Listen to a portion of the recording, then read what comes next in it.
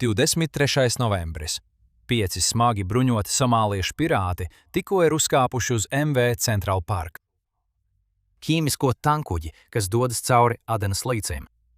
Pirāti jūtas pārliecināti un kontrolē situāciju. Viņi tic, ka drīz iegūs sev milzīgu laimestu. Viņiem nav taisnība, un nākamajās minūtēs viņi sapratīs, kādu milzīgu kļūdu viņi tikko izdarīja.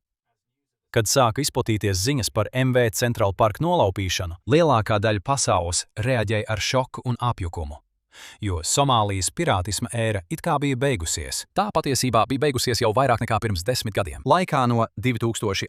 līdz 2012. gadam pirātisms pie Āfrikas raga sasniedza savu kulmināciju. Tālaika attēli ir neaizmirstami. Ziņu reportāžas regulāri bija pilns ar stāstiem par tankuģiem, zvejas kuģiem un ķīmisko vielu pārvadātājiem, kurus pārņēma jauni somālieši, parasti bruņoti ar AK-47 un RPG granātmetējiem. Izmantojot mazus ātrgaitas laivas, lai ātri panāktu savus mērķus, pirāti uzkāpa uz klāja ar abordāžas āķiem, virvēm un kāpnēm, pirms sagrāba apkalpes ķīlniekos un izvirzīja drosmīgas izpirkuma prasības. Gadiem ejot, viņu darbības apjoms un mērogs paplašinājās. Līdz 2011. gadam incidentu skaits sasniedza gandrīz 300 nolaupīšanas gadījumus. Un Adenas līča, Arābijas jūras un pat Indijas okeāna daļas ūdeņi kļuva arvien bīstamāki, jo pirātu apkalpes kļuva drosmīgākas un alkatīgākas. Kuģniecības kompānijas ķērās pie arvien izmisīgākiem pasākumiem, lai aizsargātu savus kuģus. Tika dots rīkojums kapteiņiem palielināt ātrumu, pārvietojoties tuvu Somālijas krastiem, kā arī nolīgt privāti bruņoti apsargi, lai patrulētu uz klāja, un pat kuģu sāni tika apvilkti ar dzeloņstiepli, lai padarītu uzkāpšanu uz klāja grūtāku. Tās darbojās, bet tikai zināmā mērā. Uzbrukumi turpinājās, pirātiem iegūstot miljoniem dolāru sev, klaniem, kuros viņi bija, un viņu aizdomīgajiem atbalstītājiem.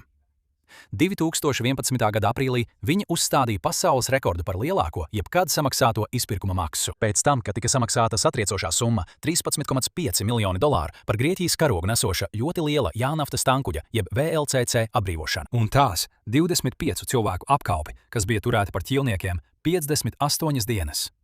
Kuģis pārvadāja 2 miljonus barelu naftas, kuru vērtība bija aptuveni 200 miljoni dolāru. Tas daļēji izskaidro, kāpēc tik liela izpirkuma maksa galu galā tika samaksāta.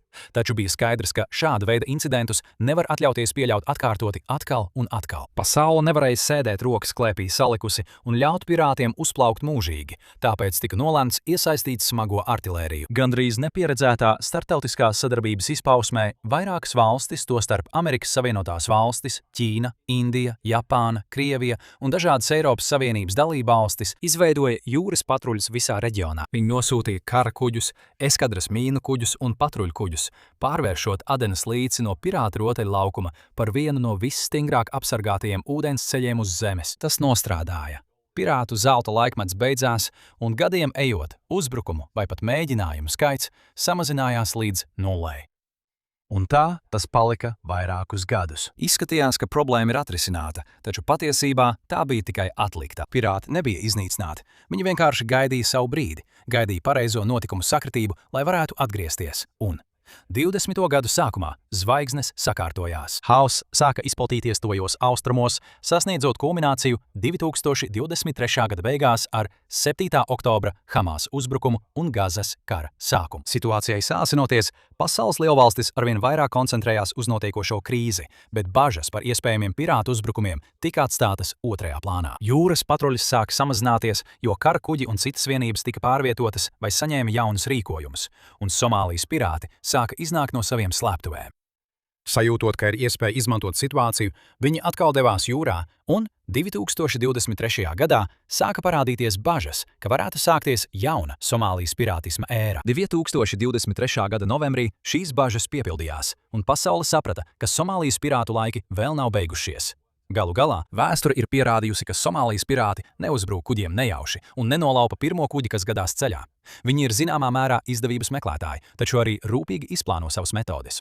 Viņi izvēlas savus mērķus ar rūpību, bieži vien izvēloties tos, kas ir lēni, neaizsargāti un augstas vērtības, padarot viņiem pēc iespējas vienkāršāku uzkļūšanu uz klāja, apkalpes pakļaušanu un milzīgas izpirkuma naudas pieprasīšanu. Un 23. novembrī redzeslokā parādījās šķietami ideāls mērķis – MV Central Park, kura garums bija 475 pēdas un platums 78 pēdas, ar bruto tilpumu 12 145 tonnas.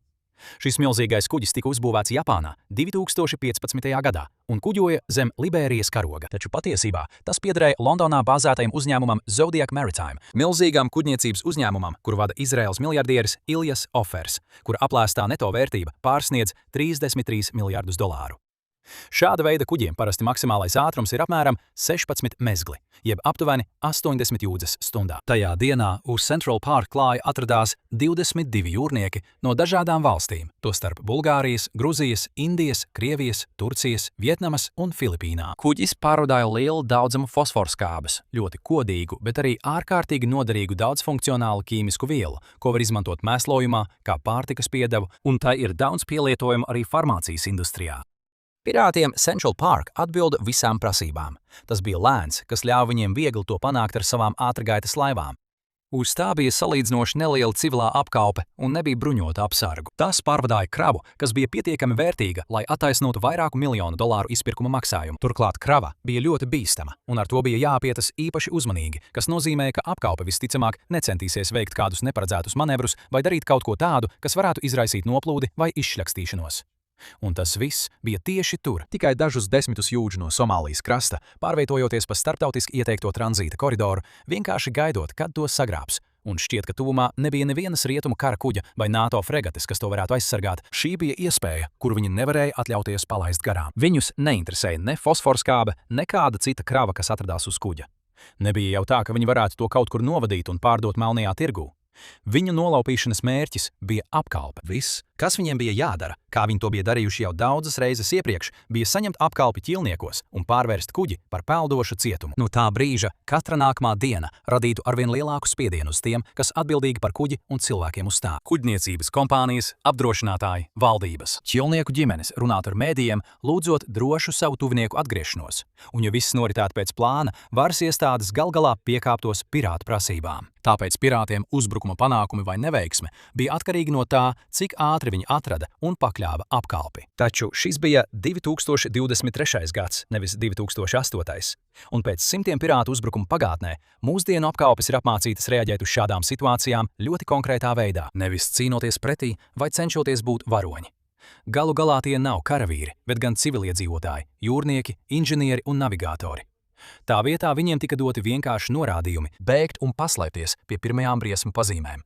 Mūsdienu tankuģu apkalpēm jāsteidzas uz kuģa drošības telpām, kas pazīstamas kā citadeles, no kurām viņi var izsaukt palīdzību un izturēt līdz palīdzības ierašanās brīdim.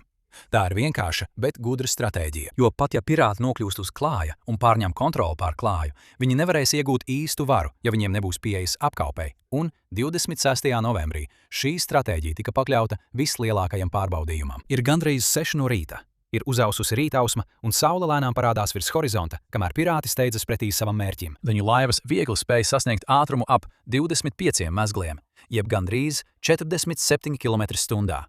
Tāpēc panākt salīdzinoši lēni kustīgo Central Park tankuģi nav nekāds izaicinājums. Pienākot pie milzīgā kuģa, bruņotie pirāti izmanto āķus un virvju kāpnes, lai uzrāptos uz klāja. Turot rokās savus AK-47, viņi dodas uz tiltiņu. Viņi zina, nākamās minūtes ir izšķirošas. Šeit viss tiek vai nu iegūts vai zaudēts. Tas ir pagrieziena punkts, no kura atkarīga visa viņu operācija. Viņiem jāatrod apkalpe, pirms tā paspēj paslēpties. Kamēr viņi to spēs izdarīt, visas pārējās puzles daļas nostāsies savās vietās un sāksies sarunas. Pirātiem varētu būt nepieciešamas dienas, nedēļas vai pat mēneši, lai iegūtu to, ko viņi vēlas, bet ar pāris desmitiem ķilnieku un lielu daudzumu vērtīgas ķīmiskās kravas, viņi no šīs operācijas varētu aiziet par vairākiem miljoniem dolāru bagātāki. Taču, kad pirāti iebruka uz tiltiņa, viņus sagaidīja skarba un nevēlama situācija. Tas ir tukšs. Apkalpe nav nekur redzama, jo to, ko pirāti nezināja, bija tas, ka Central Park viņus pamanīja tuvojamies, un pie pirmajām briesmu pazīmēm kuģa turku kapteinis uzsāka protokolu, kuru viņš bija apmācīts ievērot. Apmēram 6:00 no rīta, kamēr pirāti steidzās pretī tankuģiem, viņš aktivizēja kuģa automātisko avārijas signālbāku. Sākās steidzams raidījums pa militārajām frekvencēm, informējot visus tūmā esošos sabiedroto kuģus, ka Central Park tiek uzbrukts. Nākamajās minūtēs kapteinis un viņa apkalpe steidzās uz apakšējiem klājiem un noslēdzās citadelē. Daudziem mūsdienu kravas kuģiem ir šādas īpaši norādītas drošības telpas. Bieži vien tās atrodas diezgan tuvu dzinēja telpai, līkumainu, labirintam līdzīgu gaiteņu galos, kas apkalpē šķiet pazīstami, bet svešiniekiem ir ārkārtīgi mulsinoši. Iebrucējiem, kas kuģi nepazīst, Citadele ir vieta, kur jūrnieki var paslēpties bīstamās situācijās, piemēram, mēģinājumos nolaupīt kuģi. Tā ir aprīkota ar biezām sienām un pastiprinātām durvīm. Šīs panikas telpas bieži ir aprīkotas ar rācijām vai satelīttelefoniem, kas ļauj apkalpei izsaukt palīdzību. Tās ir arī aprīkotas ar pietiekamu pārtikas, ūdens un medicīnas preču krājumu, lai izdzīvotu vairākas dienas, kā arī ar avārijas apgaismojumu un ventilācijas sistēmām papildu komfortām. Dažās Citadelēs pat ir vadības ierīces dažādām kuģa daļām, kas ļauj apkalpei izslēgt dzinējus un neļaut pirātiem vienkārši aizstūrēt kuģi uz kādu no viņu mājas ostām. Un daudzās ir arī displeja ekrāni, kas savienot ar kamerām visā kuģī, ļaujot apkalpei jebkurā brīdī sekot līdzi pirātu atrašanās vietām. Citadeles ir pierādījušas sevi kā vienu no efektīvākajiem pretpirātismu pasākumiem, un 26. novembrī Centrāla parka 22 apkalpes locekļi cer, ka viņa Citadele viņus pasargās. Aizslēdzoties iekšā, viņi turpina sūtīt trauksmes signālus, cerot, ka tos sadzirdēs un palīdzēs kāds no daudzajiem militāriem spēkiem, kas pēdējo 10 gadu laikā veic pretpirātu patruļas. Tikmēr augšējos stāvos pirāti izkliedējas un meklē jebkādas dzīvības pazīmes. Viņi sāk panikot, jo saprot, ka ir sācis darboties atpakaļskaitīšanas taimeris. Ar katru minūti, kas paiet, viņu izredzes uz panākumiem izzūd, un viņu situācija drīz kļūs vēl dramatiskāka. Uz slikto pusi, jo tuvumā esošais kuģis tikko saņēma Centrāla parka avārijas izsaukumu, un tas nav jebkurš kuģis. Tas ir viens no pasaulē spēcīgākajiem kara kuģiem – ASV jūras spēku kuģis Masons, USS Mason. Arleigh Burke klases Aegis vadāmo raķešu eskadras mīnukuģis, kas aprīkots ar pietiekamu ugunsspēku, lai acumirklī iznīcinātu veselu pirāta floti, un tas dodas tieši uz viņu pusi. Tiklīdz Masona apkalpe dzird izsaukumu, viņi nekavējoties sāk rīkoties. Milzīgie iznīcinātāji gāzes turbīnzinēji iegriežas pilnā jaudā, virzot 509 pēdu garo kuģi uz nolaupīšanas vietu. Ar ātrumu, kas pārsniedz 30 mezglos, jeb 35 jūdzes stundā. Atpakaļ uz kravas kuģa apkalpes locekļi turpina slēpties, cerot, ka viņus neatradīs. Kamēr pirāti klīst pa koridoriem, saucot jūrniekus, lai tie parādās, viņi kļūst arvien neapmierinātāki.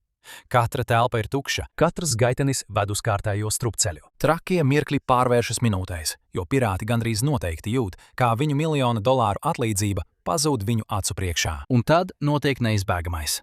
Masons, ko pavada neliela sabiedroto kuģu un ar tiem saistīto lidaparāta grupa no koalīcijas pretpirātisma operatīvās grupas, ierodas notikuma vietā. Šis ir kardarbībai būvēts kuģis. Tās slepojas ar 5 colu Mark 45 mod 4 artilērijas lielgabalu, 20 mm Phalanx tuvās darbības ieroču sistēmu, 2 25 mm Mark 38 ložmetēju sistēmām, 4 0,5 colu kalibra lielgabaliem, 96 raķešu šūnām un pilnu pretgaisa, pretraķešu un spārnoto raķešu arsenālu, kā arī torpēdu krājumu. Diemžēl neviens no šiem ieročiem šādās situācijās daudz nepalīdz. Lai gan ārējie novērotāji varētu iedomāties, ka ASV jūras spēki varētu vienkārši nosūtīt smagi bruņot iznīcinātāju kuģi, lai ar spēku iznīcinātu pirātus, šāda veida sprādzienbīstamas filmas cienīgi scenāriji reālajā pasaulē vienkārši nepastāv. MV. Central Park nebija ienaidnieka kara kuģis. Tas bija civilais kuģis, kas pārvadāja lielas daudzumus bīstamu ķīmisko vielu. Jebkura raķete, šāviņš vai lode, kas tiktu izšauta uz šo kuģi, pat ar vislielāko piesardzību un precizitāti, radītu risku civiliedzīvotāju upuriem. Vai arī nopietnai ekoloģiskai krīzei, ja tiktu bojāts kāds no ķīmisko vielu konteineriem. Tāpēc, ka tas nonāca tajos pašos ūdeņos kā nolaupītais kuģis, Masona mērķis nebija to iznīcināt, bet gan izglābt to. Lai to paveiktu, ASV militāriem spēkiem bija jāpaļaujas uz īpašu taktiku, kas pazīstama kā apmeklēšana, uzkāpšana uz klāja, pārmeklēšana un sagrābšana, jeb saīsinājumā VBSS. VBSS ir viens no visprasīgākajiem uzdevumu veidiem, ko jebkuram militāra personai var lūgt izpildīt. Tāpat kā norāda saīsinājums, tas ietver komandas, kas apmeklē nolaupītos kuģus, uzkāpj uz tiem, meklē ienaidnieka kaujiniekus un pārņem kontroli no viņiem. Ja tas izklausās vienkārši, tā tas nav. Šādās misijās ir neskaitāmi mainīgie un neaptverams veidu klāsts, kā tās var noiet greizi. Pat uzkāpšana uz klāja. Kustīgi kuģi, kas atrodas ienaidnieka kontrolē, var būt ārkārtīgi bīstami, un uzkāpšanas komandas bieži ierodas vai no ar helikopteru, vai izmantojot savas ātrlaivas. Nonākuši uz klāja, viņiem jāvirzās cauri milzīgajam kuģim, izmeklējot katru stāvu, katru telpu, katru koridoru. Viņi zina, ka bruņot kaujinieki var slēpties aiz katra stūra, bet viņi arī zina, ka uz kuģa ir nevainīgi cilvēki, kuri jāglābj. Viņiem jāspēj atšķirt šos divus, kas nozīmē, ka viņi nevar ieiet ar šaujamieročiem rokās un šaut uz visiem. Tā vietā viņiem jāvelta laiks, lai analizētu katru dzīvības pazīmi, atšķirot draugu no ienaidnieka, pirms pieņemt lēmumu atklāt uguni vai sniegt palīdzību. Un viņiem tas viss jāizdara bieži vien klaustrofobiskajās kravas kuģu apakšējo klāja telpās, kur ir neskaitāmas vietas, kur ienaidniekiem paslēpties. Šādās situācijās priekšrocības ir nolaupītājiem, pat ja viņi bieži ir bruņoti ar daudz primitīvākiem ieročiem un aprīkojumu, un viņiem nav ne tuvu tādas militārās apmācības un pieredzes kā karavīriem, kas viņus medī. Viņiem joprojām ir ļoti svarīgas priekšrocības. Iespēja ieņemt slēptas pozīcijas, sagatavot slazdus un uzbrukumus no slēpņa, kā arī pirmie atklāt uguni uz pretiniekiem. Ja Masona VBSS komanda grasījās pārņemt kontroli pār Central Park, viņi zināja, ka tas varētu būt ārkārtīgi riskanti un dārgi maksāt. Kad amerikāņu karakuģis tuvojas Central Park, ASV jūras spēki izsūta ziņu pirātiem, ka viņiem nekavējoties jāatdod kuģa kontrole, vai arī būs jāsaskaras ar sekām. Jūras spēki cer, ka tas varētu būt pietiekami, lai iebiedētu somāliešus un novērstu nepieciešamību pēc sarežģītas VBSS operācijas. Šajā brīdī pirātiem joprojām nav izdevies notvert nevienu apkalpes locekli, jo visi ir drošībā Citadelē. Viņu iespēja loks ir aizcirties ciet. Lai šī būtu veiksmīga nolaupīšana, viņiem bija ne tikai jāiegūst kuģis savā kontrolē, bet arī jāsaņem apkalpe gūstā. Tikai tad viņiem būtu vara, kas nepieciešama, lai izvirzītu savas izpirkuma prasības. Tagad, raugoties pāri ūdeņiem uz $1 miljardu vērtu amerikāņu karakuģi, viņi saprot, ka viņa misija ir strauji mainījusies. Jebkādi plāni par ilgstošu ķīlnieku krīzi ir sabrukuši. Šī vairs nav nolaupīšana, tā ir bēgšanas misija, un viņiem jābēg no notikuma vietas tik ātri, cik vien iespējams. Pametot apakšējos klājus un steidzoties atpakaļ atklātā gaisā, 5 bruņotie pirāti pārtrauc savu operāciju un steidzīgi pārkāpa pāri ķīmijvielu tankuģa margām. Iekāpjot savā ātrlaivā, viņi nospiež droseli līdz maksimumam, cerot, ka viņu veiklais kuteris būs pietiekami ātrs, lai ļautu viņiem ātri aizbēgt. Taču šī nav Holivudas filma, tā ir īstā dzīve. Un lai gan kutera ātrums varētu būt bijis pārāk liels, lai tankuģis ar to tiktu galā, tas nebūtu nav pietiekams, lai aizbēgtu no ASV raķešu iznīcinātāja, īpaši tāda, kuru atbalsta neliela militāro novērošanas lidmašīna un citu resursu flote. Pamanot, ka pirāti mēģina aizbēgt, USS Masona apkalpe nekavējoties pāriet no glābšanas misijas plānošanas uz gatavošanos aizturēšanai. Tā jaudīgie dzinēji atkal ierūces, ka tas uzsāks strauju mazā pirātu kuģīšu vajāšanu jūrā.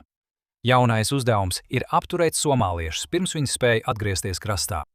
Ja pirāti būtu bēguši tumsas aizsargā, tas varētu būt uzlabojis viņu izredzes. Tāds kuģis kā viņus, kas ir tik mazs, ka gandrīz nemaz nav redzams uz radara ekrāniem, varētu būt spējis aizbraukt prom no vajātāja redzesloka un faktiski pazust naktī. Diemžēl viņiem šis dēgšanas mēģinājums notiek dienas gaismā, un pirātiem ir tikai neliels pārsvars. Izmantojot novērotāju, gaisa atbalsta un modernāko radaru sistēmu kombināciju, Masons seko laivai, nezaudējot to no redzesloka, un ar katru minūti tuvojas arvien vairāk. Somālieši neizrāda nekādas pazīmes, ka viņi palēninātu gaitu vai padotos, tāpēc Masona kapteinis paaugstina likmi un dod pavēli izšaut vairākus brīdinājumu šāvienus. Iznīcinātāja smagie ieroči ar rūpīgu precizitāti šauj uz ūdeņa ap laivu, sniedzot skaidru vēstījumu tiem, kas atrodas uz klāja.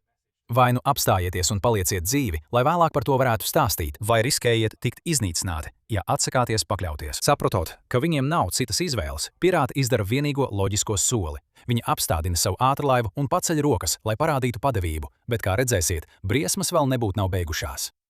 Dažu minūšu laikā jūras spēku aborda komanda dodas uz šalupi, lai aizturētu somāliešus. Viņu ieroči tiek konfiscēti, rokas sasietas, un viņi tiek aizvesti, lai stātos pretī savu rīcības sekām. Dažu stundu laikā nolaupīšana, kas šķita šiem vīriešiem nesīs miljonus dolāru, beidzas ar viņu arestu. Neviens netika ievainots vai nogalināts, un Central Park jūrnieki iznāca no savas citadeles neskarti. Taču dramatiskas pārmaiņas vēl tikai gaida USS Masona apkalpi. Šķita, ka diena ir bijusi veiksmīga. Kuģis izglābts, pirāta banda sagūstīta, viss noritējis pēc plāna. Taču dažu stundu laikā pēc operācijas parādījās jauns un daudz nāvējošāks drauds. Nevis no Somālijas dienvidos, bet gan no Jemenas ziemeļos. Tur Husi spēki bija pamanījuši amerikāņu kara kuģi klātbūtni Adenas līcī, un viņiem nebija ne mazākā nodoma ļaut tam vienkārši izbraukt cauri. Viņi palaida 2 lielā ātrumā lidojošas balistiskās raķetes no okupētas vietas Jemenā, mērķējot gan uz USS Masonu, gan uz Central Park. Masonas radara ekrāna iedegās un atskanēja signāli, brīdinot par tuvojošajiem draudiem. Aizsardzības sistēmas tika sagatavotas un bija gatavas mēģināt tikt galā ar Husi raķetēm, taču par laimi tās nebija jāizmanto. Husi raķetes nokrita ūdenī, aptuveni 10 jūras jūdžu attālumā no amerikāņu kara kuģa. Taču pats fakts, ka Husi bija apšaudījuši ASV kuģi, bija skaidrs signāls par to, cik strauji situācija tuvajos austrumos pasliktinās un cik bīstama kļūst šī vieta. Vienas dienas laikā ASV kuģis iejaucās mēģinājumā nolaupīt kuģi un piedzīvoja, ka ienaidnieka raķetes nokrīt pavisam netālu. Pat ja Masons būtu spējis ar tām tikt galā, to pašu nevarētu teikt par kravas un civilajiem kuģiem, kas šķērso šo teritoriju. Un tajā brīdī šiem kuģiem un to apkalpēm parādījās biedējoša jauna realitāte. Tagad viņiem atkal bija jābaidās ne tikai no pirātiem, Bet viņiem bija jāreitinās arī ar pastāvīgajiem draudiem, ka virsskaņas raķetes varētu pēkšņi izšauties no debesīm ar pietiekamu sprādzienu spēku, lai acu mirklī uzspridzinātu visu kuģi un kravu liesmās. Tikai pirms gada vai diviem viss reģions šķita daudz drošāks. Tika uzskatīts, ka Somālijas pirātisma ēra ir beigusies, un lai gan zem virsmas virmoja spriedze, tuvie austrumi vēl nebija nonākuši tik atklātā hausa stāvoklī. Tomēr līdz 2023. gada beigām viss bija apgriezts kājām gaisā, un tādi eskadras mīnu kuģi kā ASV karakuģis Masons vairs nebija norīkoti salīdzinoši mierīgām jūras patruļām. Tagad viņiem bija jārēģē uz trauksmes izsaukumiem, jāveic glābšanas misijas, jāsako raķetēm, jāeskortē komerckuģi un jāpārtver droni. Tas viss vienā no noslogotākajiem kuģošanas koridoriem pasaulē. Tas ir skarbs atgādinājums par jūras drošības trauslumu. Vietas, kas šķiet drošas un stabilas, var sabrukt un izjukt daudz ātrāk, nekā mēs spējam iedomāties. Un nevis viena, bet vairākas krīzes var rasties gandrīz no zila gaisa. Viss, kas nepieciešams, ir pareizs apstākļu kopums, lai veselas ūdens teritorijas pārvērstos īstos nāves slazdos. Un vienmēr būs ļaunprāši, sākot no pirātiem līdz teroristiem, kuri dedzīgi vēlas izmantot šīs situācijas savā labā. Bet Somālijas pirāti nebija vienīgie, kas izjuta ASV militārā spēka ātro un izlēmīgo varu. Lai redzētu, kā ASV sagūstīja Venecuēlas prezidentu zibensātrā 2,5 stundu ilgā reidā, noklišķini uz video savā ekrānā tieši tagad, un es tiksimies nākamajā kaujas laukā.